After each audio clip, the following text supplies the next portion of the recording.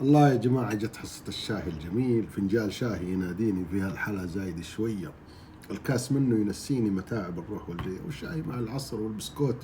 الله كنت طبعا هذه من تقاليد الإنجليز عندهم تي تايم اللي هو الساعة 5، وكنت دائما لما نروح أمي الله يحفظها الله يرحمها لولو العجلان، كنا دائما الساعة 5 أنا وياها نشرب شاي وبسكوت طبيعتنا. عموما شوفوا الكتاب هذا يا جماعة، رغم أنه ما يجي 30 صفحة، له قصة جميلة حقولها لكم بسرعة، وبعدين في برنامج هلا بالعرفجة أرويها كامل. الحياة المفيدة للحياة السعيدة.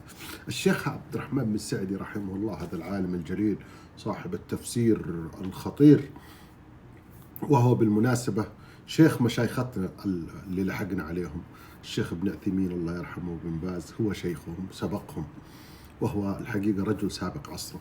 راح في الستينات أعتقد يعالج في لبنان.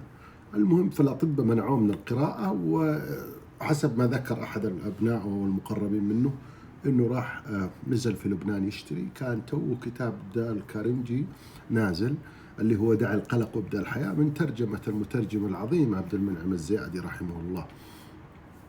فاشترى، أعجب في الكتاب الشيخ عبد الرحمن السعدي هذا المفسر الشيخ الجليل، وقال إنه دال كارنجي رجل منصف.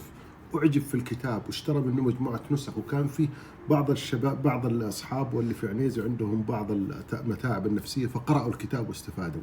فأرسل السواق حقه أظن اسمه أبو عبود، قال له روح جيب لي أوراق وقلم، وجاب له أوراق وقلم وكتب الكتاب هذا الصغير من خلال استيحاء الفكرة من دال كارنجي. هذا الكبار ما قال هذا كافر، هذا لا اعترف له ولا قال والله هذه الأفكار سبقهم الإسلام فيها، لا، هو كتب الكتاب من هذا الوحي الغريب.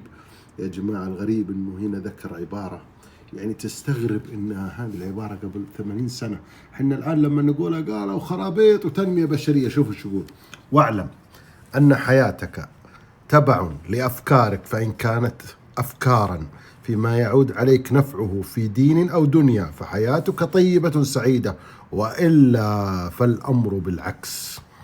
شوف تكلم عن طرد الهموم، بعدين يقول هنا: ومن أنفع الأمور لطرد الهم أن توطن نفسك على ألا تطلب الشكر إلا من الله. شوفوا كلام هذا قبل قبل 80-90 سنة.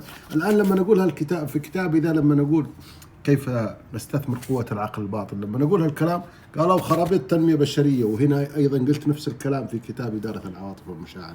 الله يرحم الشيخ عبد الرحمن السعدي. وإن شاء الله بعدين أكمل لكم. أنا الكتاب ذا يمكن قريته 20 مرة. شوفوا كل كتابة بلون، هنا أزرق وهنا أخضر،